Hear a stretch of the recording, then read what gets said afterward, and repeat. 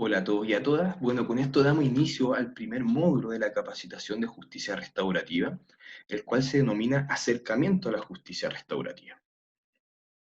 Vamos a minimizar aquí un poquito para poder apreciar un poco mejor la presentación. Bien, antes de entrar de lleno a los conceptos centrales de la justicia restaurativa, consideramos de que era fundamental poder hacer una revisión de algunos conceptos que están expuestos en las nuevas tendencias del derecho penal. Esto con el objeto de poder contextualizar y poder tener un mayor entendimiento de por qué se está proponiendo la justicia restaurativa como un mecanismo de resolución de conflictos mayormente efectivo. El primer concepto que hemos elegido para ustedes es el adelantamiento del derecho penal. El adelantamiento del derecho penal busca proteger una mayor cantidad de bienes jurídicos, esto en un ámbito previo a su lesión. Esto es considerado como un derecho penal principal en vez de subsidiario. ¿Qué quiere decir esto? Quiere decir de que se codifican y se categorizan cierta cantidad de conductas que atentan contra un bien jurídico protegido, el cual busca que la ciudadanía no cometa delitos por medio de esta tipificación. Posteriormente, tenemos el derecho penal del autor y no de actos.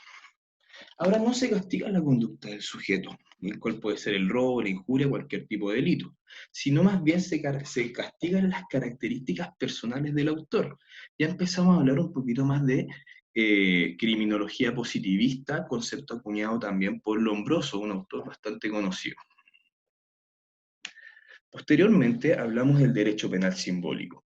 La comunidad le exige al Estado otorgar seguridad, demandándole un mayor control penal. Este es reactivo y efectista. Busca dar ilusión de seguridad y justicia. Busca también establecer un legislador atento y decidido, calmando el espíritu de indignación social. Aquí se sustenta el derecho penal en virtud de una sociedad del riesgo. Frente a esto tenemos dos autores que señalan algunas apreciaciones respecto al derecho penal simbólico. Silva Sánchez, por su parte, considera que puede admitirse un modelo de menos garantías en el derecho penal, siempre que las sanciones no fueran privativas de libertad, sino pecuniarias y de reparación del daño. De forma más categórica, Manuel Cancio señala que los adeptos al derecho penal simbólico no consideran ni toman en cuenta la dureza nada simbólica de la persecución penal y que tampoco sirve para la prevención del delito. Bueno, continuando, tenemos el concepto de la expansión del derecho penal. Esto surge por medio de la política criminal con tendencia a no respetar el derecho penal mínimo, esfuerzo por mantener la máquina pesada del Estado dentro de los límites fijados por la ley. Esto se considera el jus puniendi. Eh, Pasamos de última ratio al extrema ratio. ¿Qué quiere decir esto de que la intervención es mayormente penal? Se desplaza la responsabilidad criminal hacia la peligrosidad social y ampliación del derecho a castigar del Estado. Teoría del positivismo criminológico, como señalamos anteriormente. Permite adoptar medidas pre- y postdelictuales. Ahora, este es un concepto que es bastante curioso y bastante llamativo. El derecho penal del enemigo. Reconoce como enemigos negándole la condición de personas o ciudadanos a determinados delincuentes. Tenemos tres autores que ya empiezan a hablar de este enemigo. Por su parte tenemos a Kant, el cual dice que la mera circunstancia de encontrarse un hombre en estado de naturaleza le convierte en un enemigo, y ello es suficiente para legitimar la hostilidad. El estado de naturaleza que habla Kant habla de un estado casi irracional que no es capaz de adaptarse ni adecuarse a las normas sociales.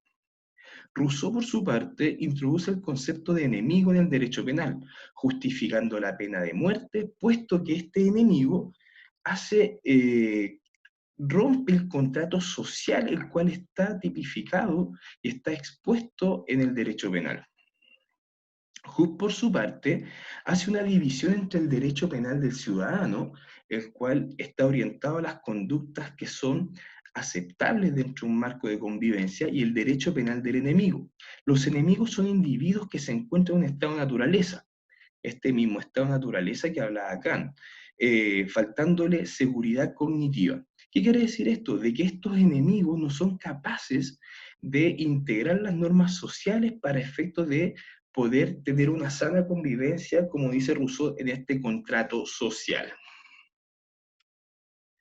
Continuando con el derecho penal del enemigo, el derecho penal del enemigo se aparta de los fines ordinarios del derecho penal, el cual considera la prevención especial rehabilitadora y de reinserción social. Es una legislación de lucha contra el enemigo que debe ser excluido. Se renuncia a las garantías materiales y procesales del derecho penal. Aquí surge la desproporcionalidad de las penas, no se respeta el principio de subsidiariedad y de última ratio. Cabe destacar que el derecho penal tiene dos fines sumamente establecidos. Estos fines tienen que ver con la prevención general y la prevención especial. La prevención general tiene dos apartados. La prevención general positiva, que busca dar un mensaje de cómo deben actuar los individuos y la sociedad en un marco de ley, y la prevención general negativa, que es el mensaje respecto a la transgresión de este marco normativo y que será castigado por medio de una pena, una conducta punible. Por su parte, también tenemos la prevención especial en su apartado positivo, el cual busca fines rehabilitadores respecto a las personas que cometan algún tipo de delito. Y, como señala aquí el derecho penal del enemigo, tenemos la prevención especial negativa, el cual busca una carga penal mayormente potente. ¿Qué quiere decir esto? El tema del castigo. La prevención especial negativa busca ejercer castigo y la prevención especial positiva promueve la rehabilitación y la reintegración social. Otro concepto que es fundamental es el punitivismo. Se advierte en el debate político clima punitivista como único criterio político criminal. Este punitivismo no tiene que ver con tendencias políticas. Ejemplo de ello tenemos posturas de derecha que le exige al Estado tolerancia cero con el delito y posturas de izquierda también una tolerancia cero respecto a delitos de discriminación. La expansión del derecho penal, el adelantamiento del derecho penal, el derecho penal simbólico y el derecho penal de autor, el punitivismo mantiene una relación fraternal, surgiendo de su unión el derecho penal del enemigo. ¿Qué quiere decir esto? De que hay personas que están dentro de un marco legal y hay personas que están fuera de un marco legal. Estas personas que están fuera del marco legal, el Estado debe ejercer una legítima utilización de la fuerza con fines inhabilitadores. El populismo penal. Bien, esta expresión fue acuñada por Denis Salas, el cual refiere que son estrategias que despliegan los actores políticos y del sistema penal cuando hay inseguridad ciudadana. Y consiste en calmar este clamor popular mediante apelar al aumento de las penas, endurecimiento del castigo, disminución de la imputabilidad penal juvenil y leyes que no tienen un impacto real en la prevención y disminución del delito. Como ejemplo quisimos citar a la República Dominicana, el cual modifica su código penal restableciendo la pena de muerte. Propone la castración química como sanción contra los agresores sexuales, la solicitud de que los menores de edad sean juzgados como adultos y el clamor por mano dura por parte de las policías. Continuando con el populismo penal, el populismo penal se radicaliza cuando se mezcla con tendencias y hábitos constitucionales y culturales del sistema penal. Y son estos algunos conceptos respecto al populismo penal. El decisionismo judicial. Los jueces penales fallan o resuelven respecto a condenas intuitivamente en algunos casos, sin considerar las pruebas, aceptan presiones populares para conservar sus puestos, son influidos por organizaciones ciudadanas, afectando su imparcialidad. ¿Qué quiere decir esto? Que no hay un debido proceso respecto al proceso de imputación y resolución de condena. Por otro lado, también tenemos la criminalización de los pobres y los excluidos. En base a los estereotipos de los más pobres son los más sospechosos habituales. Esto también se pudiese generar cuando se habla de la selectividad respecto a las detenciones o respecto a determinados delitos o determinados barrios. Por otro lado, tenemos la deshumanización de los infractores, como predadores, enemigos de la sociedad. Los cambios legislativos como mecanismos de comunicación, demagogia, legitimados por el discurso penal autoritario. La deshumanización de los infractores está muy ligado con el derecho penal del enemigo, donde se legitima el, eh, la facultad de ejercer castigo con fines inhabilitadores. Bueno, sin embargo, el derecho penal no es, sin embargo, el derecho penal no es posible cambiar la sociedad. El derecho penal debe humanizar la acción punitiva del Estado, esto por medio de sus garantías. Su función es limitar el poder punitivo del Estado, el jus puniendi, y proteger las garantías del Estado de Derecho. Bien, hemos realizado una revisión de algunos conceptos que son centrales, que son tendencias actuales del derecho penal, que están considerados en la justicia retributiva. Ahora vamos a entrar de lleno con la justicia alternativa. En virtud de los conceptos que hemos revisado, eh, entramos con justicia alternativa. Alvin Eiser señala que el sistema de justicia debe ser a la medida del ser humano, esto lo formula en Belgrano en 1999, donde señala que es preciso que el Estado se haga cargo de las funciones de protección del ser humano en forma subsidiaria y no como fin principal. No puede llegar a erigir en fin de sí mismo, sino que debe orientarse a la protección de las personas y bienestar de la sociedad. Junto con ello, también en el siguiente apartado ya se empiezan a visualizar algunos participantes que propone Alvin Eiser. Cuando se priva al autor y a la víctima de la posibilidad de la resolución del conflicto, trasladándose dicha capacidad resolutiva a una instancia superior, se produce una despersonalización del conflicto. Más adelante vamos también a revisar que el conflicto es secuestrado por parte del Estado respecto a las soluciones penales. Esto lo vamos a revisar en profundidad. Ahora bien, entramos ya en materia llena a lo que tiene que ver básicamente con la justicia restaurativa como primer acercamiento. La justicia restaurativa considera la necesidad de que la justicia penal aporte paz social y que las partes participen en la resolución de su conflicto mediante mecanismos colaborativos que propendan al reconocimiento al reconocimiento por el acto del daño, reparar a la víctima, recuperar y reintegrar la reintegración social de las partes al estado anterior del delito. Este ya es un concepto ya que podemos hablar de justicia restaurativa por medio de varios conceptos que son centrales. Aporte a la paz social, la resolución del conflicto por parte de tanto de la víctima, el victimario y la comunidad. ¿Esto por qué surge? Bueno, dice, el derecho penal, inspirado en la justicia retributiva, que es la justicia un poco más clásica, y su aplicación en un proceso selectivo, no logra cumplir con la expectativa de justicia, dejando los conflictos penales sin resolver. Se habla de que la justicia retributiva disuelve en vez de resuelve los conflictos, puesto que no conlleva a una satisfacción por parte de la víctima, por parte del agresor, ni por parte de la comunidad. Suele identificarse la pena con el derecho penal, impidiendo encontrar en esta disciplina soluciones más humanas e integrales. Años de reflexión sobre los fines de la pena, la respuesta punitiva no es la solución más acertada al conflicto penal. La pena como retribución al mal causado, fin que no parece aportar a la restauración del equilibrio social. En virtud de estos conceptos que hemos revisado, se propone la justicia restaurativa como un tratamiento mayormente efectivo. Ahora bien, la fuerza y el derecho penal.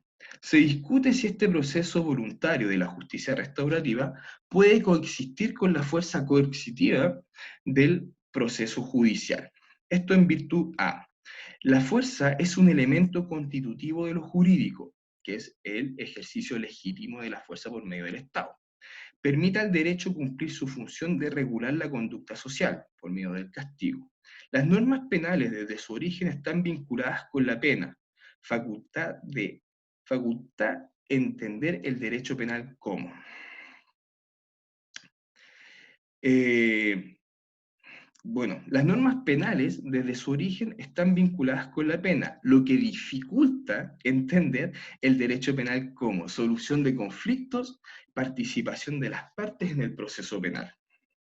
Foucault, por su parte, considera: el régimen judicial tiende a sustituir la fuerza por la verdad. Quien tiene el derecho tiene la verdad.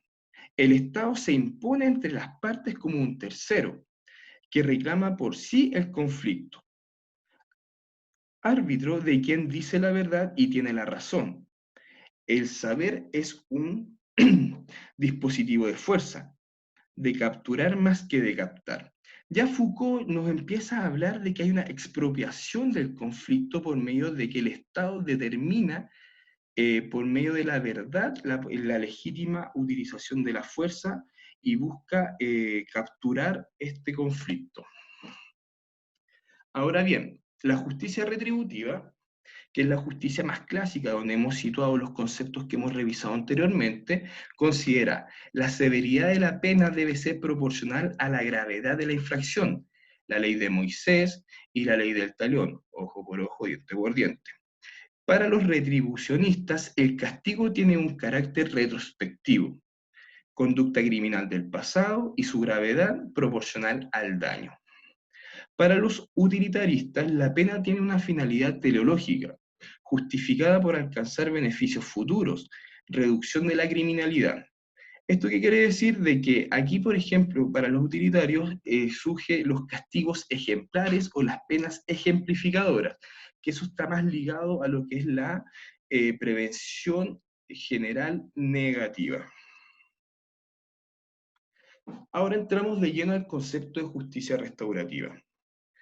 Tony Marshall acuña el concepto respecto a un proceso a través del cual las partes que se han visto involucradas en un delito resuelven colectivamente la forma de lidiar con sus consecuencias y repercusiones para el futuro.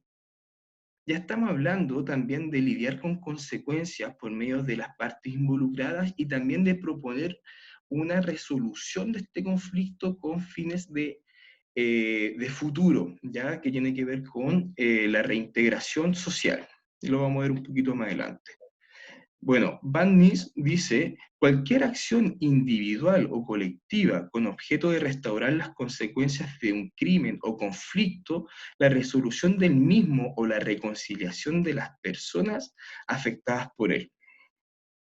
Esto es en base a los valores del proceso y resultados restaurativos: encuentro, reparación, reintegración y participación.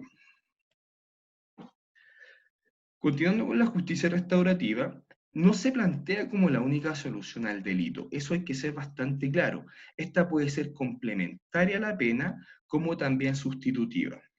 Abre nuevas ofertas de solución a conflictos penales puede ser para primerizos, para jóvenes, puesto que son tratados por medio de una ley especial, personas unidas por vínculos familiares, territoriales o comunitarios, y víctimas que requieren una reparación. Ahora bien, los conflictos tienen tres caras: eh, responsabilizarse en el proceso judicial. Primero tenemos a la víctima, al victimario, al Estado y a la comunidad. Esas son las personas que se consideran como partes del conflicto y partes de intervención también para efectos de la resolución de este conflicto. Ahora bien, vamos a hacer una pequeña comparación respecto a algunos conceptos que instaura la justicia retributiva en un marco diferenciador con la justicia restaurativa, citadas también por Eiras.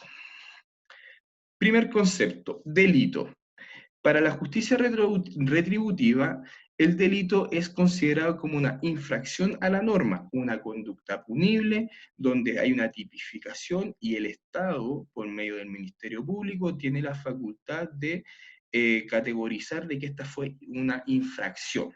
Para la justicia restaurativa, el conflicto no es solamente para el Estado, sino es un conflicto entre personas. La responsabilidad. Para efectos de la justicia retributiva, la responsabilidad es solamente individual, ¿ya? Donde la persona es imputada por un delito y esa responsabilidad es individual y debe ser castigada por medio de una sanción proporcional a ese delito. A diferencia de la justicia restaurativa, la responsabilidad es tanto individual como social. Esto para efectos de poder establecer un tejido social para su reinserción. Control. Los retributivos solicitan el control por medio de un sistema penal, ¿ya? A diferencia de la justicia restaurativa, el control está situado en la comunidad. Protagonistas. Para los retributivos, el infractor y el Estado son los protagonistas. Tenemos un infractor que ha tenido una conducta lesiva frente a un bien jurídico protegido y el Estado que es el encargado de establecer un castigo respecto a esa transgresión. Por su parte, la justicia restaurativa propone que los protagonistas son la víctima, victimario y la sociedad. ¿Ya? La sociedad también está considerada el Estado, ¿ya? No, aquí no se obvia el delito, ya dejarlo súper en claro, sino de que los protagonistas es la víctima, victimario y la sociedad para el tratamiento penal. Procedimiento. En la justicia retributiva, el procedimiento es adversarial. Tenemos un ministerio público, tenemos una defensoría y tenemos un magistrado con principio de imparcialidad, el cual va a resolver una resolución de condena por medio del levantamiento de pruebas y la proporcionalidad y otros conceptos que inspiran el derecho penal retributivo. Y el procedimiento en la justicia restaurativa es por medio del diálogo, ¿ya? Que eso, el diálogo lo vamos a ver en diferentes técnicas de justicia restaurativa, en técnicas restaurativas en el módulo número 2. La finalidad. La finalidad para la justicia retributiva tiene que ver básicamente con probar el delito, establecer las culpas y aplicar castigo. A diferencia de la justicia restaurativa, que la finalidad es resolver los conflictos, asumir la responsabilidad, reparar el daño y obviamente establecer unas relaciones a futuro. Tiempo. Para la justicia retributiva, el tiempo está basado en el pasado, puesto que hay un hecho punible que va a ser castigado. Para la justicia restaurativa está basado en el futuro. Si bien se considera el hecho que generó el conflicto, este está basado en el futuro respecto a cómo se va a resolver y cómo se va a reparar ese conflicto para posteriormente devolver al ofensor, en este caso, a la sociedad de forma adecuada con orientación hacia el futuro. Fundamentos de... Fundamentos de las soluciones colaborativas. ¿Cuáles son los fundamentos? La necesidad de potenciar y promover los intereses de la víctima. Conjuntamente tenemos que priorizar el derecho penal mínimo y de alternativas. Beneficio social e individual de las salidas alternativas, que está evidenciado que promueven evitar la reincidencia. Mayor pertinencia de la solución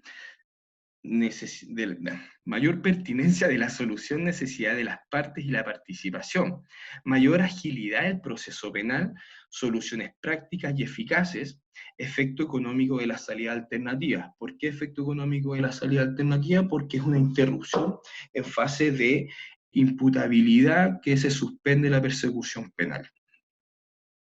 ¿Cuáles son los beneficios de la justicia restaurativa? Primero que todo, permite desjudicializar y destinar estos a otros recursos. ¿Por qué desjudicializar? Acuérdense que la justicia restaurativa se propone como supletoria o como complementaria. Muchas veces la justicia restaurativa pudiese contribuir a la desviación penal en términos de la aplicación de condena.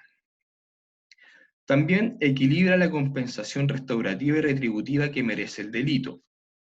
Ya no basta solamente con los mecanismos retributivos de castigo, sino también busca también restaurar el equilibrio social por medio de la resolución alternativas de conflicto. Ofrece mayores oportunidades para procesos educativos y socializantes. El infractor asume su responsabilidad y se enfrenta a lo dañino de su acción. Conjuntamente, la víctima es acogida en su afectación personal.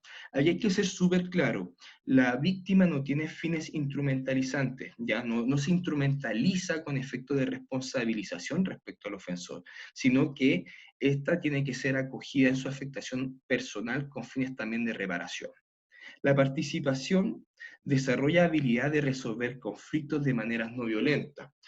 La justicia restaurativa también pretende generar mecanismos resolutivos de conflictos también eh, para proceder como un aprendizaje social y desarrollo moral. Disminuye la probabilidad de reincidencia y aporta a prevenir el delito. Bueno, entrando a las características de la justicia restaurativa, ¿qué se necesita para la implementación de unas buenas técnicas restaurativas o la implementación de la justicia restaurativa? Exige una sociedad equilibrada y madura, que no prejuzga ni toma partido, ¿ya? ¿Qué quiere decir esto? De que tenemos que salir un poco del derecho penal del enemigo o el derecho penal del autor y tenemos que empezar a acoger también a este agresor como una persona que cometió un delito y que no tiene características propias que requiere ser inhabilitado. El infractor se encuentra con el infractor se encuentra con otro como persona, más que violar la ley. Se enfrenta a lo dañino de su acción. Los niveles de responsabilización respecto al encontrarse con la persona que se ejerció este daño genera un mecanismo mayormente empático, que es decir, que la persona transgredió un bien jurídico protegido de la propiedad o de las personas. El ofendido conoce al culpable como persona, no solo el rol de infractor, evita el fomento del rencor, odio, victimización y temor difuso. Para el ofendido, en este caso la víctima, es importante que se encuentre con esta persona infractora y que se genera este encuentro, el cual permite tener un mayor entendimiento, disminuir el rencor, el odio y por sobre todo la victimización o la revictimización, y se vuelve también parte también del conflicto y de la resolución de este conflicto. La sanción sentido. No solo el castigo o represalia, la relación directa con la lesión y un bien jurídico que quiere proteger.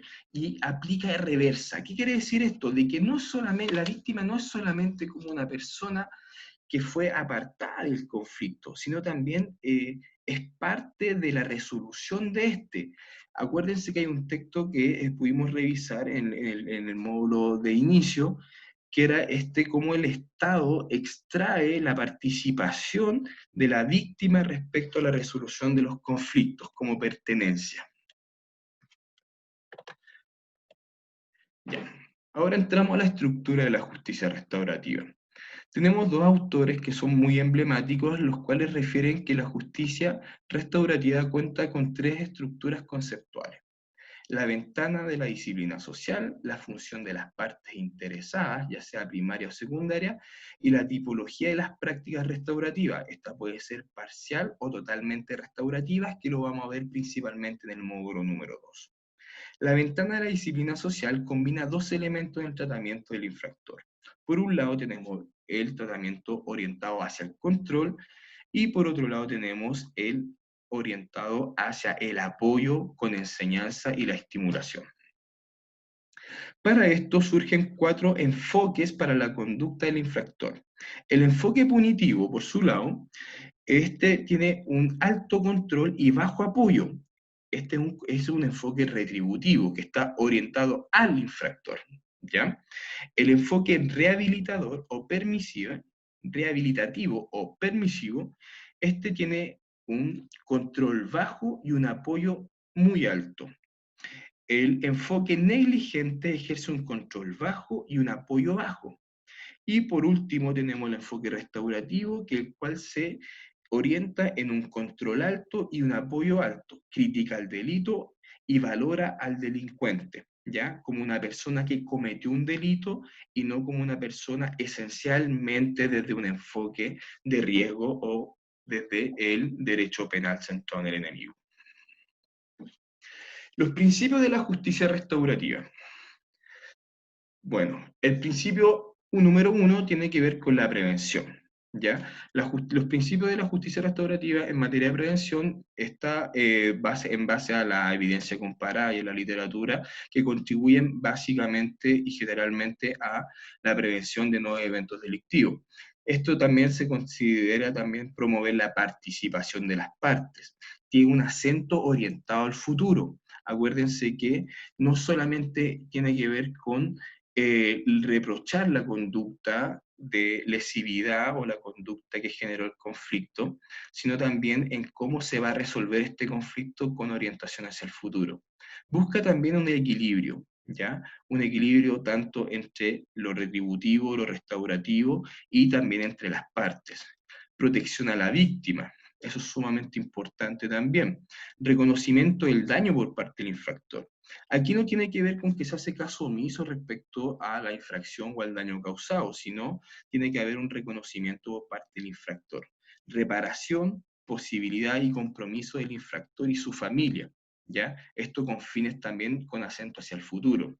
Equilibrio entre las medidas de resguardo y reparación. Acuérdense que el enfoque restaurativo consideraba alto control y también alto apoyo. Confidencialidad.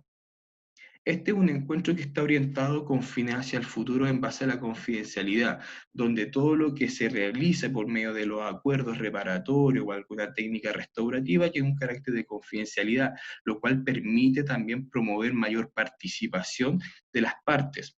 Y también la responsabilización de los infractores, diferenciación con otras medidas. La voluntariedad en la participación es un concepto que es bastante llamativo cuando tenemos medidas coercitivas respecto a la voluntariedad.